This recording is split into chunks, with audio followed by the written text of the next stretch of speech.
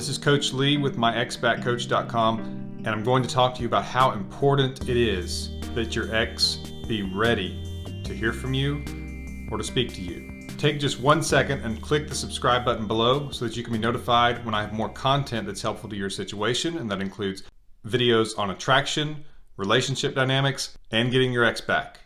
Also, click the notification bell so that you can be notified the second I have a new video. So, after a breakup, the person who has been broken up with often responds with panic, shock, and desperation. And so what they will do a lot of times is the exact opposite of what they should do. They will reach out with that desperation, and they will beg and they will plead. They will try to get through to their ex and feel that if they can just communicate with them, that they can get their ex back, that they can talk some sense into them. And as you're probably guessing from watching other videos of mine, that is the wrong thing to do. But there's a reason why it's the wrong thing to do. There's a reason why it is so unlikely to affect your ex if you try to do something immediately following the breakup to get them back. The reason is because they are not ready. They are not receptive. And so anything that you do is like white noise. It's even annoying. As I talk about it in my video, The Mind of Your Ex During No Contact, I talk about the relief period that immediately follows a breakup. And it's because they didn't want to break up with you. Most likely, your ex had been planning or thinking about the breakup or feeling they wanted to break up with you for a while.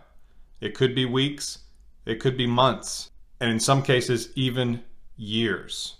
And so they get this over with. They break up with you, and it's awkward, it's painful, they don't want to see you hurt, but they also feel that they have to be true to themselves. And I don't mean that necessarily in a selfish way. I just mean that if they don't see a future with you and they don't want to be with you and they don't feel that attraction, emotionally speaking, anymore, then they think there's no point in this because I'm not getting fulfillment from it anymore.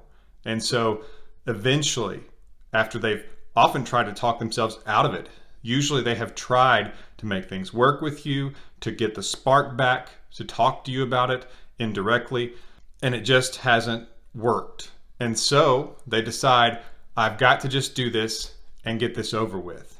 And it's difficult. But they got over that hump. They found a way to make themselves do it. And they feel relief from that. They kind of pat themselves on the back because they got it over with. And so they're wanting to feel the relief from that, to just kind of take that cleansing breath, that sigh of relief that it's done. And if you don't let them do that right after the breakup, if you instead start reaching out daily, calling, texting, showing up, trying to talk to them, trying to talk them into coming back to you, or at least just trying to communicate with them because you feel like if you can stay in communication with them that your chances are better, it's not. But most of the time people feel that way. They even will fear that their ex will forget them, which really shows you're thinking more emotionally than you are logically, which is very understandable because people don't forget other people that soon. I still remember people from elementary, from junior high, from high school. I remember people from before kindergarten, which in the United States is basically when you're 4 years old or so. You don't forget people. They don't just disappear from your mind. It doesn't work that way. So remember that, because you will fear that somehow your ex will kind of forget that you're there. It won't happen. And the real danger here to getting your ex back or not is that if you reach out during the relief period, you are a nuisance. You're a frustration to them because they're trying to feel that relief. They're trying to take a break from the awkwardness, the frustration, and the fear of hurting you, and just the whole negativity that surrounds a breakup. And at the moment, they feel that this relief will kind of last forever in a way, that they will be relieved that it's over and they'll go into their new life and things will be great. And if you keep reaching out, or if you start reaching out during this relief period, you actually make them seek relief even more because they're not getting it. It feels like the breakup was not clean and that they're still part of it, that they're still stuck to it, and that they really haven't cleared that hump. And so sometimes they can respond with anger. Sometimes they can ignore you. Sometimes they can block you. And obviously those are negative things and do harm your chances going forward, or at least slow things down in terms of getting your ex back. So the relief period is an example of when your ex is not receptive to you. No matter what you say, no matter what you promise to change or what you promise to add to the relationship as far as you adding new behaviors or new experiences or being better, or that you two will go to places or raise the commitment level to living together or engagement or marriage or whatever. All these promises that you think will be attractive and enticing to them actually only annoy them because, as I have said in some of my other videos, including one called Why Did My Ex Break Up With Me?, what we perceive as the reasons that our ex left us are rarely the reason they left. Almost never. Usually what happens is emotional attraction falls, and it can be because of those things. But those things are not the reason for the breakup, because if emotional attraction had remained high, your ex could tolerate things that they didn't like necessarily. For example, long distance relationships. I deal with a lot of those.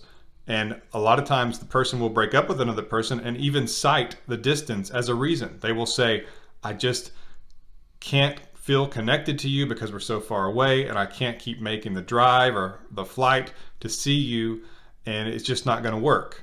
Sometimes they don't say that, but usually that's a part of the issue that is at the moment causing them to want to break up. But the reason that they started feeling the issue was a negative is because emotional attraction fell. Because before, let's say you've been dating for 2 years. Before, it was no problem to make that flight or make that drive. It was worth it. They were motivated to see you because emotional attraction and all of attraction, which is physical, intellectual, and emotional, that was all high. And so they were motivated to make that drive, make that flight, make that trip to see you. But what happened? The distance didn't change. What happened was emotional attraction fell, and therefore those issues all of a sudden became important. But once they break up with you, promising to fix those issues does not entice them back because emotional attraction is so low. So it's an odd catch-22 that most people do not realize. And that is that yes, the issues did contribute, but it was because emotional attraction was low that the issues contributed. And even if you promise to fix the issues, your ex is almost certain to be uninterested because emotional attraction is low. So it is truly a catch-22 at the moment. And so if you reach out to your ex at this point, not only will you not get the answer you are looking for, but you will further push them away because you will be interrupting their relief period. You will not be giving them the break and the peace that they had hoped for. And so you will push them away because you will become a nuisance and an annoyance, which will further drop emotional attraction. And therefore, you are unfortunately digging the hole deeper. That is why I so often encourage you to stay away from your ex after the breakup. I know it's difficult not to reach out to this person because you care, you love them, you want to feel that connection and that communication. And I get that. I've been there. I know what you're feeling. I know what it's like. What I'm telling you is, if your goal, if what you want truly is to get your ex back, you have to find the will within yourself to stay away. Because if you don't, you will push them further away and you will be very unlikely to get them back. We move forward after the relief period. If you have been strong enough to stay away and to let them get that relief and take a breather, let the smoke clear, they will start to look back in your direction because they haven't heard from you. And so therefore the relief period was not delayed. And they get through that relief and real life comes back. And this is when, as I have said in other videos, curiosity starts to take hold of your ex. They wonder why you haven't been reaching out to them because they probably expected you to do that. They probably expected you to put up a fight, to text, to call, something. They probably even expected you to call and ask directly for them to take you back because they hear stories about that happening, and if they've been in another relationship and there's been a breakup, that probably happened. It wasn't successful most likely, though sometimes it can be temporarily, but it probably happened. And so they probably expected you to do that, but you hopefully did not. Now, if you did, it's okay. Go into no contact now, back off now. Let them have that relief period now, because they will begin to wonder if you'll reach out again. Either way, you can get them into curiosity. And this can turn into preoccupation because they wonder what is going on with you. Why have you not reached out? Are you moving on? Are you over them? Is this not difficult for you? Is there somebody else? And that will transition them into concern or fear that you are moving on, that you have the strength and the ability to move on and not reach out to them. Now, a lot of people think in this stage that it's good to reach out to them. And sometimes it can be effective, but it's not as effective as if you wait longer. And of course, the times on these are different for different people. And a lot of it depends on what's going on in their world to keep them occupied. It depends on how long the relationship was and how strong it was and how passionate and connected it was. But usually if they're in this stage, it is still best to stay away from them and let them come to you. This is when they could reach out to you. They will be even more likely to in the fear stage, because that's when they start to experience the loss that you felt when you were broken up with. Because they dumped you, they felt in control. You were the one who felt like it was taken from you, so you felt the loss, but they felt in control, and then they went into relief. But the tables do turn, as I have described, as they go into curiosity, preoccupation, concern, fear. And when they lose the ability to expect you to reach out, when they think that if you two are going to talk again, it's going to have to come from them, then there's some positive pressure to reach out to you. And so hopefully you see the importance of your ex being ready and receptive for communication with you. And the best way to know is when they reach out to you, because there's no mystery there. If they reach out to you, they are ready. If you reach out to them, it's a bit of a gamble. Now, after enough time, you could gamble right. You could be betting correctly, but it's still a gamble.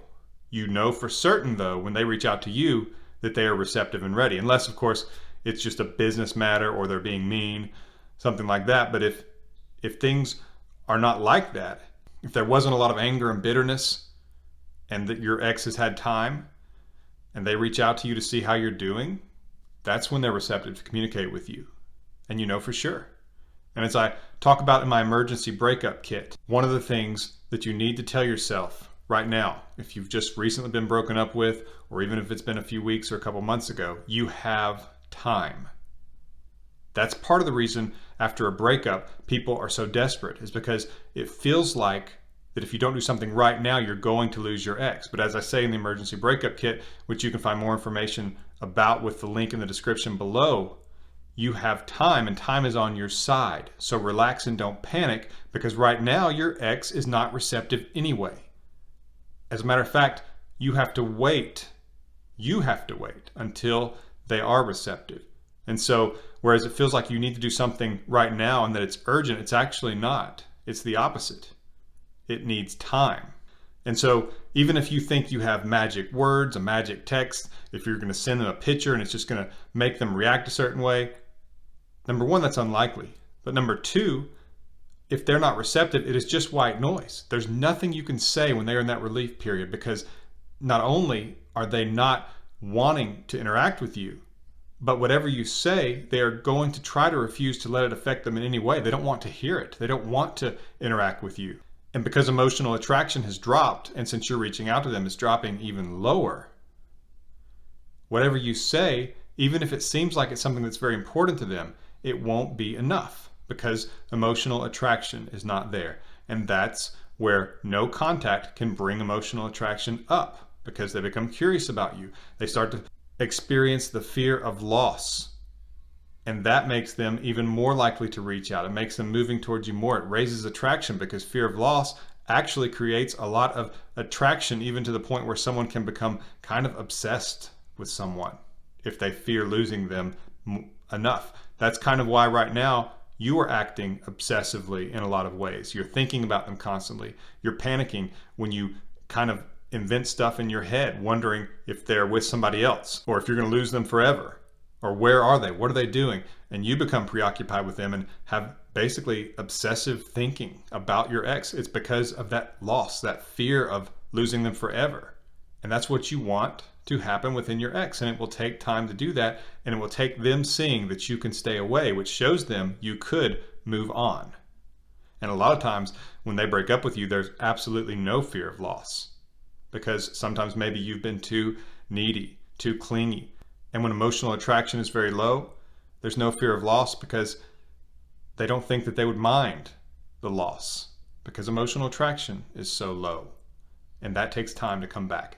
It takes them getting the fear of loss. It takes them being receptive. So if you reach out when they're not receptive, you hurt your cause. You hurt your chances of getting your ex back. My emergency breakup kit is an extremely powerful tool to getting your ex back. It goes into great detail on what you need to do and what you can't do in order to get your ex back. And there are strategies that I do not reveal in my YouTube videos because I want to honor the people who buy the emergency breakup kit.